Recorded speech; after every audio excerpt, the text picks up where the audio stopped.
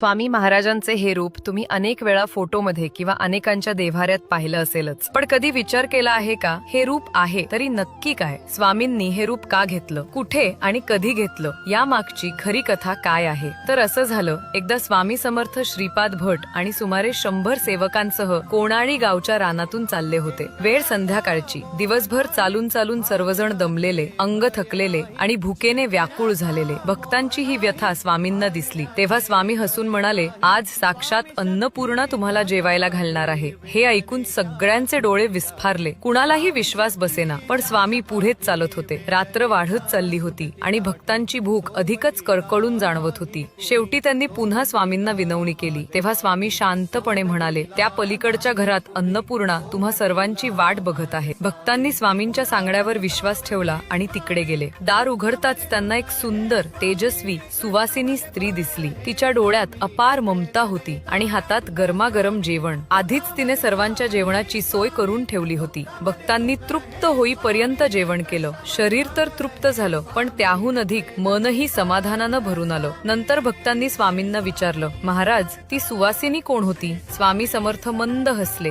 आणि म्हणाले, ती दुसरी कोणी नसून माता अन्नपूर्णाच होती. तुम्हाला जेवायला घालण्यासाठी ती माझ्याच रूपातून प्रकट झाली होती. म्हणूनच स्वामी समर्थांना अनेक भक्त स्वामी आई म्हणूनही हाक मारतात. भक्त जेव्हा आई म्हणून हाक देतात तेव्हा स्वामी खऱ्या आई वडिलांसारखे धावून जातात. म्हणूनच त्यांना सर्वव्यापी, सर्व गुणसंपन्न आणि अन्नपूर्णेच्या मूर्तिमंत रूपात मानलं जातं.